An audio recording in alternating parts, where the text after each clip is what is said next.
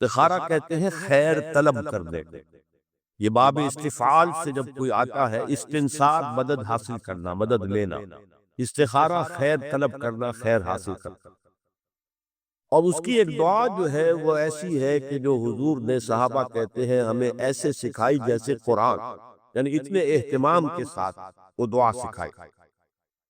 وہ دعا پڑھتے رہنا یہ ایک مستقل گویا کہ انسان کا استخارہ ہونا چاہیے، اس کے معمولات۔ کوئی بھی مسئلہ درپیش ہے تو آدمی دعا کرے، اللہم انی استخیرک بعلمک واستقدرک بقدرتک، اے اللہ میں تیرے علم سے خیر مانگتا ہوں اور تیری جو قدرت ہے اسی سے قدرت چاہتا ہوں کہ مجھے بھی کچھ طاقت حاصل ہو جائے۔ اللہم انی استخیرک بعلمک واستقدرک بقدرتک واسألک من فضلک العظیم، اور مانگتا ہوں تجھ سے تیرا بہت بڑا فضل۔ اللہم ان کنت تعلم ان ھذا الامر خیر لی فی دینی ومعاشی وعاقبت امری، اے اللہ تیرے علم میں اگر یہ کام جو میں کرنے چلا ہوں یا یہ رشتہ جو ہم کو تجویز کر رہے ہیں، اگر تیرے علم میں یہ ہے کہ یہ ہمارے لیے دین اور دنیا اور آخرت کے اعتبار سے بہتر ہے، فقدر ہو لی، تو وہ ہمارے لیے اس کو ہمارے لیے آسان کر دے، میسر کر دے، میسر ہو لی اسے ہمارے لیے آسان کر دے، ثم بارک لی فی، اور پھر اس میں ہمیں برکت عطا فرما۔ وَإِن كُنتَ تَعْلَمُ أَنَّ هَذَا الْأَمْرَ شَرٌّ لِّي فِي دِينِي وَمَعَاشِي وَعَاقِبَةِ أَمْرِي، اور اگر تیرے علم میں یہ ہے کہ یہ کام ہمارے لیے شر ہے، برائی ہے، دین میں بھی دنیا میں بھی اور عاقبت کے اعتبار سے بھی، فَاصْرِفْهُ عَنَّا یا عَنِّي، تو پھر اس کام کو مجھ سے دور کر دے، وَاصْرِفْنِي عَنْهُ، اور مجھے اس سے دور کر دے، اسے مجھ سے دور کر دے، وَاقْدُرْ لِي الْخَيْرَ حَيْثُ كَانَ ثُمَّ أَرْضِنِي بِهِ، اور اللہ خیر جہاں بھی ہو تیرے علم میں وہ ہمارے مقدر میں کر دے اور پھر ہمیں اس کے اوپر راضی بھی کر۔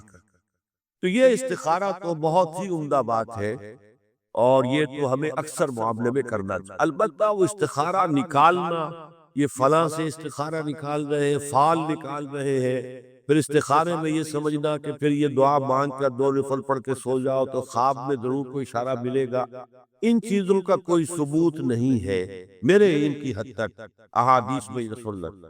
بہرحال اگر اللہ تعالیٰ اشارہ کر دے کہ خواب کے اندر تو بھی کوئی بعید بات تو نہیں ہے، لیکن یہ کہ اصل میں دعا استخارہ جو ہے بس وہ ہے اصل استخارہ، اور وہ بہت عمدہ چیز ہے، اور وہ ایمان کے عین مطابق کہ اللہ ہم نہیں جانتے تو جانتا ہے، ہم شارٹ سائٹڈ ہیں، ہمیں یہ چیز اچھی لگ رہی ہے، ہمیں پتہ نہیں شاید اس کے پیچھے کوئی بری چیز چلی آ رہی ہے۔ قرآن نے کہا ہے وَعَسَىٰ أَن تَكْرَهُوا شَيْئًا وَهُوَ خَيْرٌ لَكُمْ وَعَسَىٰ أَن تُحِبُّوا شَيْئًا وَهُوَ شَرٌّ لَكُمْ وَاللَّهُ يَعْلَمُ وَأَنتُمْ لَا تَعْلَمُونَ، ہو سکتا ہے تم کسی چیز کو برا سمجھو حالانکہ اسی میں تمہارا خیر ہو، اور ہو سکتا ہے تم کسی چیز سے محبت کرو حالانکہ اس میں تمہارے لیے شر ہو، اللہ جانتا ہے تم نہیں جانتے۔ تو اسی کو کہتے ہیں تفویض الامر الی اللہ، اپنا معاملہ اللہ کے حوالے کر دو، اے اللہ تو اگر اسے ہمارے لیے خیر سمجھتا ہے تو آسان کر دے، اگر شر سمجھتا ہے تو اسے دور کر دے۔ اپنے من میں ڈوب کر پا جا سراغِ زندگی۔ قرآن کیا کہتا ہے وَفِي أَنفُسِكُمْ أَفَلَا تُبْصِرُونَ، اور تیسری اہم ترین آیات کیا ہے؟ آیات قرآنیہ۔ ان تینوں میں گہرا ربط ہے، آیات آفاقی، آیات انفسی، آیات قرآنی۔ ان میں تدبر کے ذریعے، غور و فکر کے ذریعے انسان ایمان حاصل کرے، یہ ٹاپ کا ایمان، یہ انٹلیکچوئلز کا ایمان، یہ صدیقین کا ایمان۔ نمبر 2 ایک ایمان ہے عوام کے لیے، اس کے 2 راستے۔ نمبر 1 صاحب یقین کی صحبت، جس کے اندر یہ ایمان پیدا ہو چکا ہو، آپ اس کے قریب رہیے، اگر بھٹی کے سامنے بیٹھیں گے حرارت پہنچے گی، اگر آپ برف کے سل کے قریب ہوں گے ٹھنڈ پہنچے گی۔ صاحب امین، صاحب ایمان کی صحبت اختیار کریں گے، ایمان سرار کرے گا۔ یہ ہے عوام کی صحبت، کونوا مع الصادقین، ان کی صحبت اختیار۔ تیسرا ذریعہ ہے جو ہمارے لیے خاص طور پر جو مسلمان پیدا ہوئے، اب ایک بچہ ہے 7 سال کا، آپ نے نماز پڑھنے کی عادت ڈال دی، پڑھ رہا، اگرچہ غیر شعوری عمر سے شروع کر دیا، اس روزہ رکھتا ہے، 9 برس کا ہو گیا روزہ رکھنا شروع کیا۔ یہ اعمال جو ہیں ان سے بھی ایک یقین پیدا ہوتا ہے، جیسے یقین سے عمل پیدا ہوتا ہے ایسے ہی عمل سے بھی یقین پیدا ہوتا ہے۔ جب مداومت کرتے رہے گے اس پر تو اس سے بھی ایک یقین کی کیفیت انسان میں پیدا ہو۔ سورہ حجرات میں جو بحث آئی ہے اس کے آخر میں یہی ہے کہ اے نبی یہ بدو جو دعوے دار ہیں ایمان کے، یہ آپ پر احسان در رہے ہیں، یمنون علیک ان اسلموا قل لا تمنوا علی اسلامکم بل اللہ یمن علیکم ان ہداکم للایمان ان کنتم صادقین۔ یہ آپ پر احسان در رہے ہیں کہ ایمان لے آئے، نبی ان سے کہیے مجھ پر اپنے ایمان کا کوئی احسان نہ دھرو، اپنے اسلام کا، بلکہ اللہ تم پر احسان دھرتا ہے کہ اس نے تمہیں ایمان کے راستے پر ڈال دیا ہے۔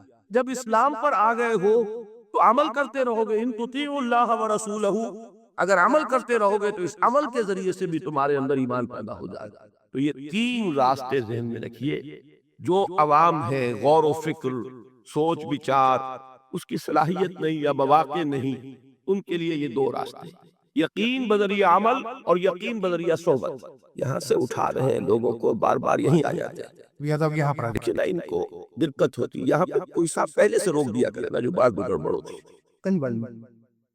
تو ایک ایمان ہے انٹلیکچوئلز کا، صدیقین کا، جن کو قرآن کہتا ہے اولو الالباب الذین یعقلون ان فی خلق السماوات والارض واختلاف اللیل والنہار لآیات لأولی الالباب، ہوش مندوں کے لیے، عقل مندوں کے لیے، غور و فکر کرنے والوں کے لیے، اصحاب دانش و بینش کے لیے ہماری کائنات میں ہماری نشانیاں ہیں۔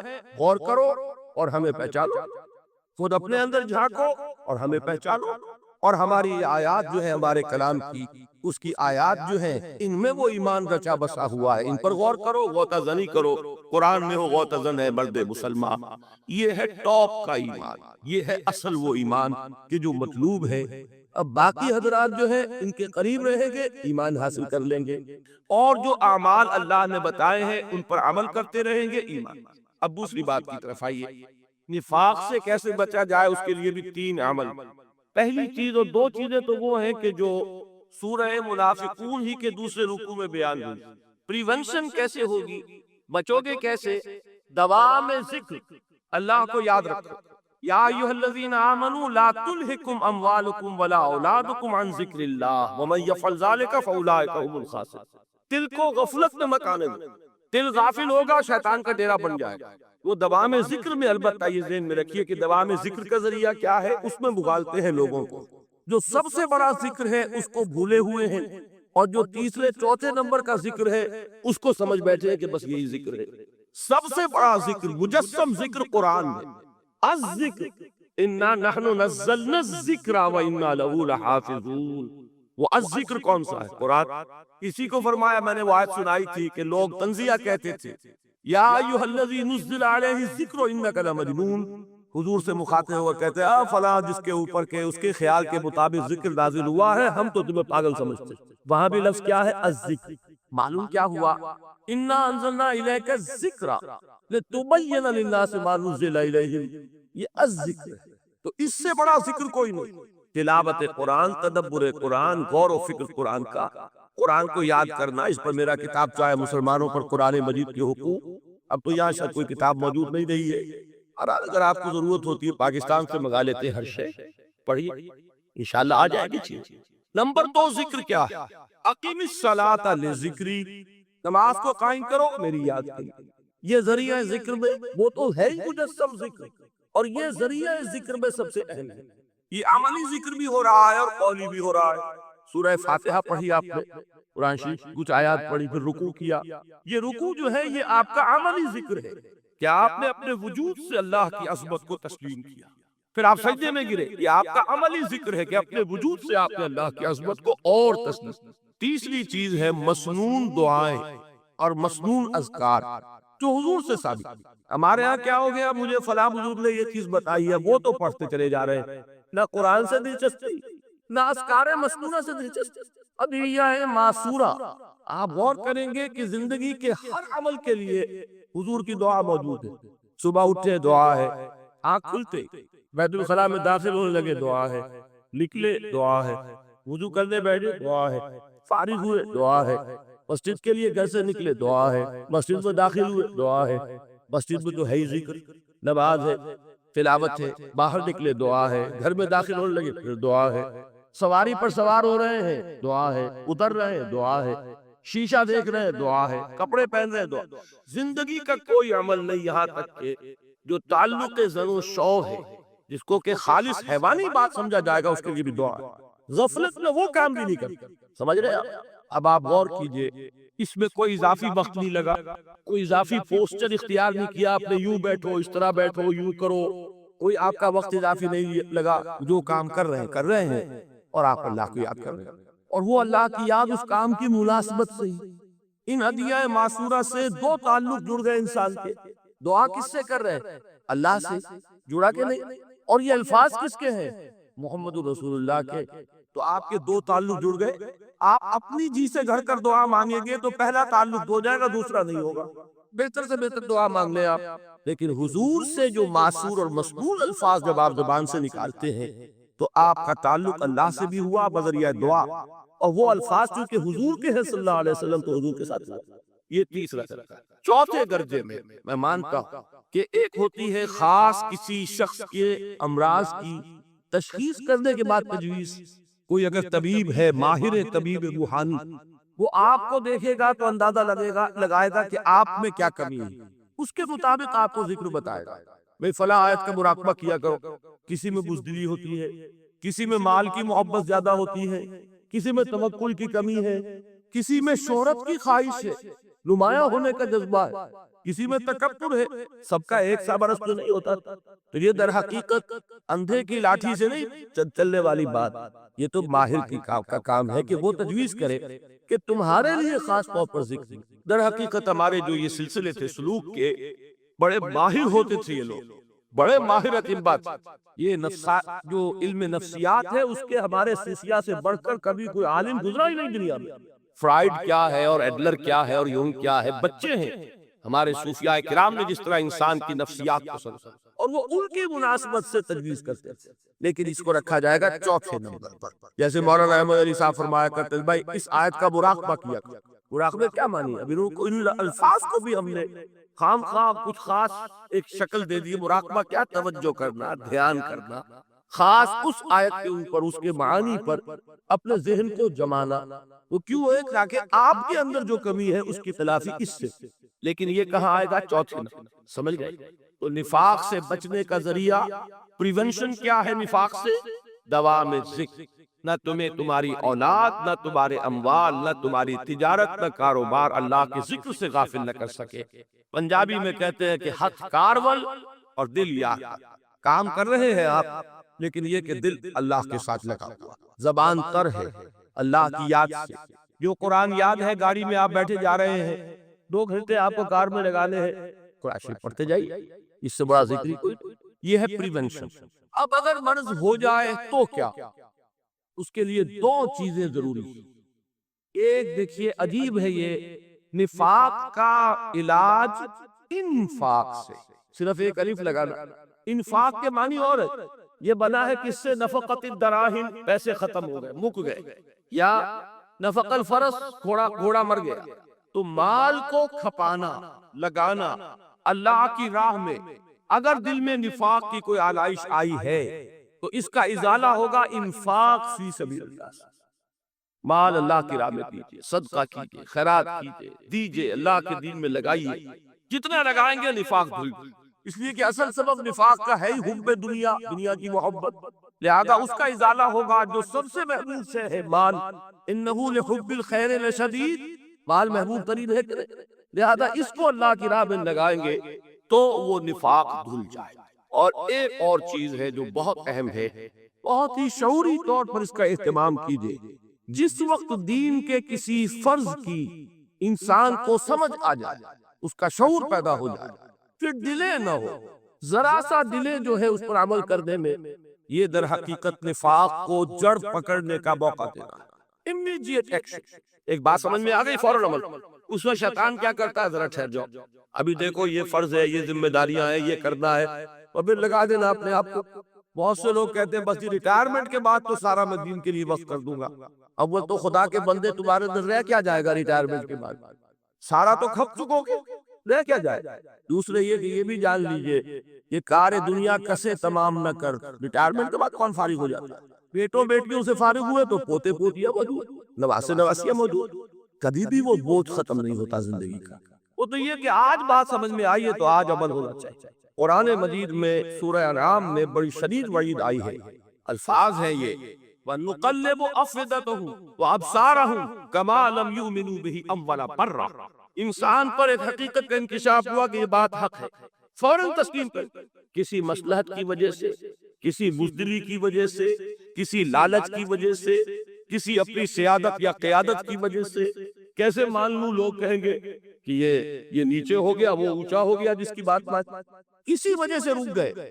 تو اللہ تعالیٰ اندر سے وہ جو استعداد ہے حق کو پہچاننے کی وہ سلب کر لیتا ہے۔ وَنُقَلِّبُ أَفْئِدَتَهُمْ وَأَبْصَارَهُمْ، ہم الٹ دیں گے ان کے دلوں کو بھی اور ان کی آنکھوں کو۔ کیوں؟ كَمَا لَمْ يُؤْمِنُوا بِهِ أَوَّلَ مَرَّةٍ، اس لیے کہ وہ پہلی مرتبہ جب انکشاف حق ہوا ہے وہ ایمان نہیں لایا۔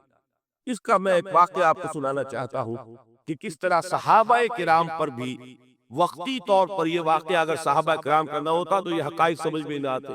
غزوہ تبوک کے موقع پر یہ میں جملہ انکمپلیٹ رہ گیا، ضعف ایمان کا حملہ ہو جاتا تھا، نفاق کا نہیں معاذ اللہ، لیکن ضعف ایمانی کی اگلی منزل شروع ہو جاتی ہے نا نفاق، جہاں جھوٹ بولنا شروع کیا نفاق، جھوٹی قسمیں کھانی شروع کی سیکنڈ سٹیج، اور جہاں مومنین صادقین سے بغض اور عداوت پیدا ہو گیا وہ تھرڈ سٹیج۔ تو وہ ضعف ایمان کا کیسے ہوتا ہے یہ حضرت کعب ابن مالک نے بڑی تفصیل سے بیان کیا۔ غزوہ تبوک کے موقع پر جہاں منافقین نے آ کر جھوٹے بہانے بنائے، جھوٹی قسمیں کھائیں اور حضور سے ایگزمپشن لے لی، چھٹی لے لی، رخصت لے لی، وہاں 3 ایسے صحابہ بھی تھے جو مومن صادق تھے، لیکن وقتی طور پر شیطان نے انہیں ورغلایا۔ کیسے ورغلایا وہ سمجھ۔ کعب ابن مالک نے تفصیل سے بیان کیا ہے، اور میرے نزدیک یہ جہاں تک میرا مطالعہ ہے طویل ترین حدیث ہے، بخاری اور مسلم میں بھی موجود ہے۔ حضور جب واپس آئے ہیں اور اب آپ نے ایک ایک کو بلایا، جن لوگوں نے تو پہلے جھوٹی قسمیں کھا لی تھی ان کو تو بلانے کی ضرورت نہیں تھی، لیکن کچھ لوگ ایسے بھی تھے کہ جنہوں نے ایگزمپشن بھی نہیں لی تھی اور گئے بھی نہیں تھے، اب ان کو آپ نے ایک ایک کر کے پیشی ہوئی۔ آپ کیوں نہیں گئے تھے؟ تو اب جو منافقین تھے ان میں سے انہوں نے اس موقع بھی جھوٹی قسمیں کھا۔ خدا کی قسم حضور ہم تو بالکل تیار تھے، پوری میں نے تیاری بھی کر لی تھی، پورا ارادہ تھا، یہ وقتی طور پر یہ مصیبت مجھ پر آ۔ جس نے قسم کھائی انہوں نے کہا اچھا ٹھیک ہے جائیے۔ کعب ابن مالک کی باری آئی تو ان کے الفاظ اپنے یہ کہ جب میں پیش ہوا تو حضور کے چہرے مبارک پر ایک غصے والی مسکراہٹ تھی، زہر خلق کہتے ہیں، ایک مسکراہٹ ہے لیکن غصے کے ساتھ، غضبناک۔ آپ فرمائیے آپ کیوں نہیں گئے؟ حضرت کعب یہ فرماتے ہیں کہ میں نے عرض کیا کہ حضور زبان میرے پاس بھی ہے، جھوٹ میں بھی بول سکتا ہوں، لیکن جھوٹ بول کر میں اس وقت آپ کی ناراضگی سے تو بچ جاؤں گا لیکن اللہ کے پکڑ سے نہیں بچ سکوں گا۔ میں اعتراف کرتا ہوں کہ جتنا صحت مند میں اس زمانے میں تھا کبھی نہیں تھا، جتنا فارغ البال اس وقت تھا کہ میرے پاس ساز و سامان موجود تھا راستے کے لیے، اتنا میں کبھی نہیں تھا۔ لیکن ہوا کیا؟ ہوا یہ کہ مجھے میرے نفس نے، شیطان نے پٹی پڑھائی۔ وہ پٹی کیا پڑھائی کہ حضور تو 30,000 کے لشکر کے ساتھ چلیں گے تو لشکر تو سلولی موو کرے گا نا، تمہارے پاس بڑی تکڑی، بڑی توانا صحت مند اونٹنی ہے، تم ذرا 2 دن بعد چلنا تیزی کے ساتھ اور حضور سے مل جانا، بس یہ تاخیر کاربار۔ تو انہیں خیال آیا کہ ابھی 2 دن گھر کی ٹھنڈی چھاؤں ہے، میں یہاں پہ جو آرام ہے وہ کر لوں۔ مجھے جگر کا شعر یاد آیا ہے کہ تپتی راہیں مجھ کو پکارے، دامن پکڑے چھاؤں گھنیری۔ ایک طرف فرض کی پکار ہے، اس میں تو ظاہر بات ہے کہ وہ تپتی راہیں ہیں، لا تنفروا فی الحر سنا چکا ہوا ہے۔ یہاں گھر میں نخلستان میں کھجوروں کی چھاؤں میں اہل و عیال میں یہ ٹھنڈی چھاؤں جو ہے یہ پکڑ رہی ہے، بھائی 2 دن ٹھہر کے چلے جاؤ، ٹھیک ہے، کوئی نیت میں خرابی نہیں نا۔ اس کے بعد پھر جب ابھی 2 دن اور ٹھہر جاؤ تو بڑا لمبا سفر ہے، ذرا تیز اور دوڑ لینا۔ تو فرماتے ہیں کہ حضور میں اسی طریقے سے تاخیر و تعویق میں پڑا رہا، یہاں تک کہ ایک روز اچانک مجھ پر یہ چیز منکشف ہوئی کہ تو میں چاہے کتنا بھی تیز چل لوں میں آپ سے نہیں مل سکتا، میرے اعصاب ڈھیلے۔ اس طرح میں محروم رہا۔ حضور نے بائیکاٹ کا حکم دیا صحابہ کو، 3 صحابہ تھے ایسے، 2 اور تھے جنہوں نے اسی طریقے سے اعتراف کیا۔ حضور نے حکم دے دیا کوئی ان سے گفتگو نہ کرے، سوشل بائیکاٹ، بڑی سخت سزا تھی جو دی گئی ہے، اس کی بڑی تفاصیل ہے، اللہ تعالیٰ شوق دے تو وہ حدیث پوری پڑھی ہے، میں نے تو 2 جمعوں میں ایک مرتبہ صرف اس ایک حدیث کو بیان کیا، شاید کہیں کیسٹ ہو میرے ہاں، ہمارے نمبر کوئی مجھے یاد نہیں ہے، لیکن یہ بڑی عجیب حدیث ہے۔ لیکن اس میں جو اصل سبق ہے وہ کیا ہے؟ اس طریقے سے شیطان لے تو لال، تاخیر، تعویق، ابھی کیا جلدی ہے، ذرا اس کام سے فارغ ہو لو، ذرا پھر تلافی کر لینا، ذرا زیادہ زور سے کام کر لینا، یہ وہ چیز ہے کہ جو وہ تو خیر صحابی تھے، بچ گئے۔ اگر وہاں جھوٹی قسم بھی کھا دیتے تو گئے تھے۔ یہ تو اتنا ہی ہے نا، مردی و نامردی قدم فاصلہ دارت، اس میں تو یہی ہے کہ ذرا ایک جھوٹی قسم کھا دیتے، جھوٹے بہانہ بنا دیتے تو اب ضعف ایمان نہ رہتا، وہ نفاق کی طرف شروع۔ وہ اللہ تعالیٰ نے ان کو بچایا، لیکن یہ کہ ہم کیسے بچے؟ اگر ہم نے یہ روش اختیار کی، لہذا 3 کام دوام ذکر، نمبر 1 اس کی میں شرح کر چکا ہوں، 4 اذکار یاد کر لیجئے گا ان کو، ورنہ کیا فائدہ۔ نمبر 2 انفاق فی سبیل اللہ، نفاق کا علاج انفاق۔ نمبر 3 یہ عادت اپنے اندر پیدا کیجئے شعوری طور پر کہ جب ایک حقیقت واضح ہو جائے فوراً اعتراف کہ ہاں بھئی بات ٹھیک ہے یار، جب ایک فرض کا احساس ہو جائے فوراً اس کی ادائیگی کے لیے آغاز۔ تاخیر و تعویق ہے کہ جس سے پھر نفاق کو موقع۔ اللہ تعالیٰ مجھے اور آپ کو حقیقی ایمان عطا فرمائے اور نفاق سے بچائے۔ اب آئیے حقیقت و اقسام شرک۔ دیکھیے ہر شخص یہ جانتا ہے کہ اسلام دین توحید ہے۔ ایک لفظ میں اگر کہیں گے تو اسلام کا سب سے بڑا بس، سب سے بڑی علامت توحید۔ اور اقبال نے کہا کہ توحید کی امانت سینوں میں ہے ہمارے، آسان نہیں مٹانا نام و نشاں ہمارا۔ تو توحید ہے، توحید کی ضد ہے شرک۔ ٹھیک، اس سے میں ایک نتیجہ نکالتا ہوں، کوئی مسلمان جان بوجھ کر مشرک نہیں ہو سکتا۔ یہ میرا نتیجہ ہے، جان بوجھ کر مشرک نہیں ہو سکتا۔ وہ شرک میں مبتلا ہوگا تو ناسمجھی میں ہوگا، نادانی میں ہوگا، اسے شرک نہیں سمجھے گا۔ یہ ممکن نہیں ہے کہ کوئی مسلمان ہو، گیا سے گیا مسلمان، گزرا سے گزرا مسلمان، گھٹیا سے گھٹیا مسلمان، لیکن وہ شرک کو شرک سمجھتے ہوئے اس پہ آلودہ ہوتا کیا سمجھ میں نہیں آتا کہ شرک۔ تو ضرورت بہت ہے کہ ہم یہ پہچانیں کہ یہ شرک ہے کیا۔ دوسری بات یہ جان لیجئے، ہمارے دین میں ناقابل عفو جرم کون سا ہے؟ 2 مرتبہ بیان فرمایا گیا سورہ نساء میں صرف، ان اللہ لا یغفر و یشرک بہ و یغفر ما دون ذلک لمن یشاء۔ اللہ تعالیٰ اسے تو ہرگز نہیں بخشے گا کہ اس کے ساتھ شرک کیا جائے، ہاں اس سے کم تر جس کو چاہے گا معاف فرما دے۔ نوٹ کر لیجئے، اس کی بھی اندر بھی اوپن لائسنس نہیں ہے کہ بقیہ سارے گناہ لازماً معاف کر دے گا، یہ نہیں ہے۔ اس سے تو آپ میں جرت پیدا ہو جائے گی، باقی سب کیے جاؤ، یہ نہیں۔ جس کو چاہے گا بخش دے گا، لیکن امید ضرور دلا دی کہ شرک سے کم تر کوئی گناہ ہو تو اس کی بخشش کی بغیر توبہ کے اللہ تعالیٰ نے امید دلائی۔ توبہ سے تو شرک بھی معاف ہو جائے، اس سے مراد کیا ہے؟ بغیر توبہ کے۔ اللہ تعالیٰ نے فرمایا کہ اور گناہوں کے بارے میں تو امید کی جا سکتی ہے، لیکن شرک کے بارے میں ہرگز۔ اہمیت واضح ہو گئی مزید۔ نمبر 3 اس شرک کی ہماگیریت کا عالم یہ ہے کہ سورہ یوسف کی آیہ مبارکہ ہے، وَمَا يُؤْمِنُ أَكْثَرُهُمْ بِاللَّهِ إِلَّا وَهُمْ مُشْرِكُونَ۔ انسانوں کی اکثریت کا حال یہ ہے کہ وہ اللہ پر ایمان نہیں رکھتے مگر کسی نہ کسی قسم کے شرک کے ساتھ۔ یہ یونیورسلٹی ہے اس کی کہ اللہ کو بھی مان رہے ہیں لیکن کسی نوع کا شرک وہ بھی لگا رکھا۔ وَمَا يُؤْمِنُ أَكْثَرُهُمْ بِاللَّهِ، انسانوں کی اکثریت کا حال یہ ہے کہ وہ ایمان نہیں رکھتے اللہ پر، الا وہم مشرکون، مگر یہ کہ کوئی نہ کوئی شرک بھی کرتے ہیں۔ چوتھی بات یہ سمجھیے کہ شرک ہر دور میں بھیس بدل کر آ رہا ہے۔ یہ ضروری نہیں ہے کہ شرک کی جو قسمیں آج سے 200 برس پہلے تھی صرف وہی آج بھی رہے۔ ہو سکتا ہے کہ بالکل نئی شکلیں اس شرک نے اختیار کی۔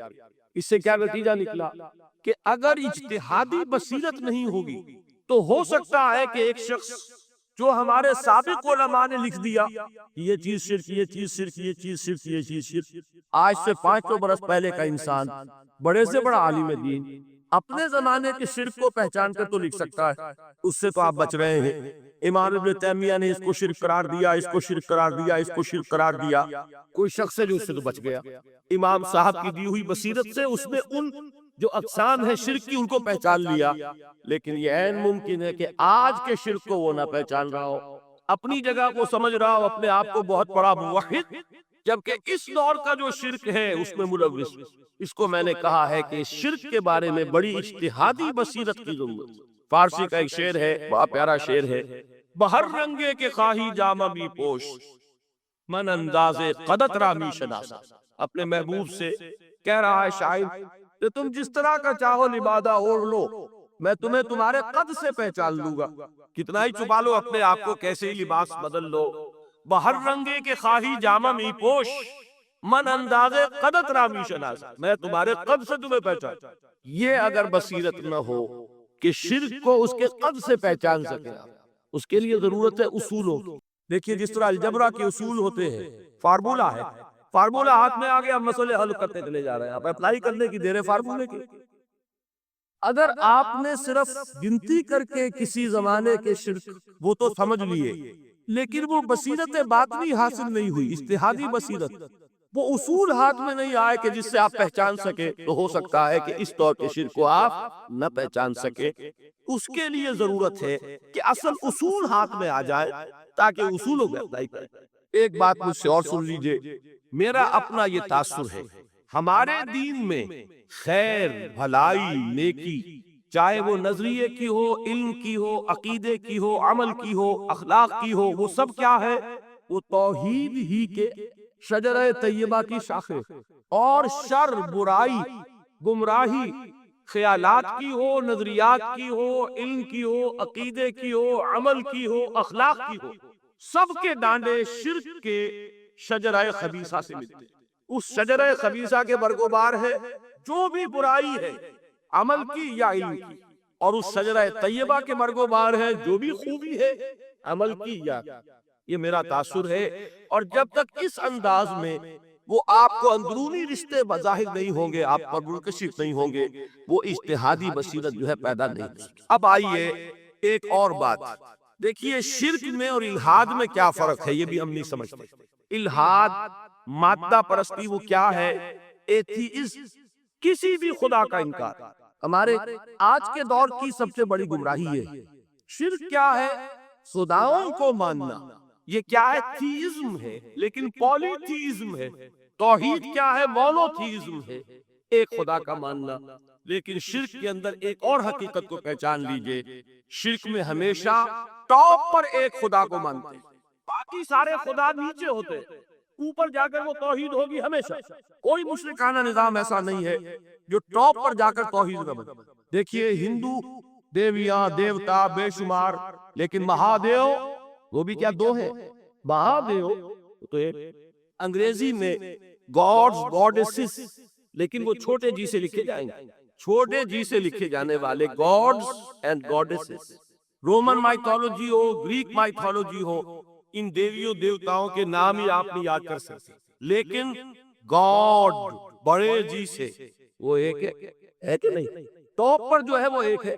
اس کو وہ بھی مانتے ہیں کہ اومنی پوٹنٹ، اومنیشنٹ، اومنی پریزنٹ، علی کل شیء قدیر، بکل شیء علیم، ہر جگہ موجود. وہ تو ایک ہی ہے، وہ تو کیپٹل جی سے لکھا جائے گا. باقی اس کے نیچے فوج ہے دیویوں کی، دیوتاؤں کی، خداؤں کی اور خدانیوں کی، وہ گاڈز اینڈ گاڈیسز ہیں. عرب میں کیا تھا؟ میں نے پہلے آپ کو دو مثالیں دے دی ہیں، تیسری اور ایران کی لے لیجئے. خیر کا خدا اور شر کا خدا اور، ایک یزدہ، ایک اہرمن. ٹھیک، سنویت ہو گئی نا، دو خداؤں کو مانا. لیکن وہی ہے جو خدائے خدائے گاں، خداؤں کا خدا، اس کو ایک ہی مانتے. یہی معاملہ عرب میں تھا. اللہ وہ ایک ہی تھا ان کے ہاں. قرآن میں آتا ہے ان سے پوچھئے وَلَئِن سَأَلْتَهُم مَّنْ خَلَقَ السَّمَاوَاتِ وَالْأَرْضَ لَيَقُولُنَّ اللَّهُ. جب ان سے کہا جاتا ہے کہ کس نے پیدا کیا آسمان اور زمین کو، یہ فوراً کہیں گے اللہ. وَأَنَّىٰ يُؤْفَكُونَ. تو یہ ماننے کے بعد کدھر جا رہے ہیں؟ وہ کیا کہتے تھے کہ وہ بڑا اللہ تو ایک ہی، لیکن چھوٹے آلہہ ہے. آلہہ اور اللہ میں وہی فرق ہے جو کیپٹل جی کا گاڈ اور چھوٹے جی سے گاڈز اینڈ گاڈیسز. وہی فرق ہے کہ جو مہادیو اور دیویوں اور دیوتاؤں میں ہے. وہی وہاں تھا اللہ، وہ ایک اور سپریم، سب سے بالا تر، اس سے اوپر کوئی نہیں، تخلیق میں اس کا کوئی ساجی نہیں. لیکن اس نے کچھ آلہہ ہیں جنہیں کچھ اختیارات تقسیم کیے ہوئے، کچھ اس کے لاڈلی ہستیاں ہیں جو سفارش کر سکتی. بس یہ شرک تھا مشرکین مکہ کا. بات سمجھ رہے؟ اس کا جائزہ لیں گے تو آپ کو، اور جو آج شرک کی اقسام میں بیان کروں گا اس کو ہاتھ میں لیں گے تو کسی موحد کا تلاش کرنا مشکل ہو جائے گا. ڈھونڈ اب ان کو چراغ رخ زیبا لے کر. آج جن کا نام مسلمان ہے ان کی اکثریت کسی نہ کسی نوع کے شرک میں مبتلا ہے. اب آئیے اقسام شرک. اقسام شرک میں بھی وہی کیفیت ہے جو نفاق کے بارے میں نے عرض کی تھی کہ ایک تقسیم یہ ہے جو علماء نے کی ہے، ایک ہے عقیدے کا نفاق، ایک ہے عمل کا نفاق۔ اسی طرح ایک ہے عقیدے کا شرک، ایک ہے عمل کا شرک۔ عقیدے میں نہیں، عمل میں۔ ایک تقسیم آپ نے سنی ہوگی شرک جلی، شرک خفی، ایک ہے ننگا شرک، کھلم کھلا شرک، ایک ہے چھپا ہوا شرک جو نظر نہیں آتا۔ لیکن ایک مغالطہ اپنے دل سے نکال دیجئے، بعض لوگ شرک خفی کو شرک نہیں سمجھتے، یہ بہت بڑی غلطی ہے۔ اگر وہ شرک نہ ہوتا تو حضور اسے شرک نہ کہتے، کوئی اور لفظ۔ عربی زبان کا دامن جو ہے محدود نہیں ہے، پھر اس کے لیے کوئی اور لفظ اختیار فرمایا جاتا ہے وہ شرک۔ لیکن ایک شرک ہے جلی جو نمایاں ہے، نظر آ رہا، ایک ہے شرک خفی جو نظر نہیں آ رہا۔ اور وہ کتنا خفی ہو سکتا ہے اس کی ایک مثال دی حضور نے۔ شرک خفی اتنا خفی ہو سکتا ہے، ذرا مبالغہ دیکھیے جو حضور نے بات کو سمجھانے کے لیے مثال میں جو مبالغہ اختیار فرمایا۔ ایک سیاہ اندھیری رات میں ایک سیاہ پتھر پر ایک سیاہ چیونٹی کو رینگتے ہوئے دیکھنا جتنا مشکل ہے، اتنا ہی شرک خفی کا پہچاننا مشکل ہے۔ بتائیے، آپ نے فرمایا انا افصح العرب، میں عرب کا فصیح ترین انسان ہوں، اس سے آگے کوئی مثال دی جا سکتی؟ اندھیری رات، تاریک رات، پتھر سیاہ، چیونٹی سیاہ، کون دیکھ سکتا؟ جتنا اس کو دیکھنا ناممکن ہے، اتنا ہی شرک خفی کا پہچاننا مشکل ہے۔ گویا کہ اس سے تو اللہ ہی بچائے گا تو انسان بچے گا۔ ایک آخری بات تمہیداً اور عرض کر دوں، پھر میں چلوں گا اقسام پر۔ میری جو باتیں آپ کے سامنے آئی اس سے ایک منطقی نتیجہ نکلتا ہے۔ کوئی شخص اگر حقیقتاً شرک سے بچ جائے، واقعتاً شرک سے بچ جائے، ہر قسم سے بچ جائے، اس سے بھی اوپر کوئی انسان ہوگا۔ گویا کہ یہ آخری منزل، یا یوں کہیے کہ جس شخص کے بارے میں اللہ تعالیٰ یہ مان لے کہ میرا یہ بندہ شرک سے بری ہے، اس سے بڑی سند کوئی ہے؟ دی ہائیسٹ ٹیسٹیمونیل، سب سے بڑی سند، سب سے بڑی تعریف جو بندے کی ہو سکتی ہے وہ کیا ہے؟ یہ مشرک سے۔ یہی وجہ دیکھیے آپ قرآن مجید میں حضرت ابراہیم کے ذکر میں دیکھیں گے، ابراہیم کا مقام کیا ہے؟ خلیل اللہ، ابو الانبیاء، امام الناس، تین نسبتیں ہیں، تینوں بڑی عظیم۔ اللہ کے ساتھ نسبت کیا ہے؟ خلیل، واتخذ اللہ ابراہیم خلیلا۔ ابو الانبیاء، کتنے نبی ہیں ان کی نسل میں؟ اسحاق اور اسماعیل سے چلیے، پھر یعقوب اور یوسف، اور پھر چلیے موسیٰ اور ہارون، اور پھر چلیے سارے انبیاء بنی اسرائیل کے، حضرت عیسیٰ، پھر یہاں تک کہ محمد الرسول اللہ کس کی اولاد ہے؟ ابراہیم، ابو الانبیاء۔ اور نمبر 3، انی جاعلک للناس اماما، امام الناس۔ اور قرآن میں جو سب سے بڑی سند انہیں دی جاتی ہے وہ کیا؟ وما کان من المشرکین۔ تو ابراہیم مشرکین میں سے نہیں تھے۔ معلوم ہوا کہ یہ سب سے بڑی سند ہے، سب سے بڑا سرٹیفکیٹ ہے، سب سے بڑا ٹیسٹیمونیل ہے جو اللہ کی طرف سے کسی کو مل جائے۔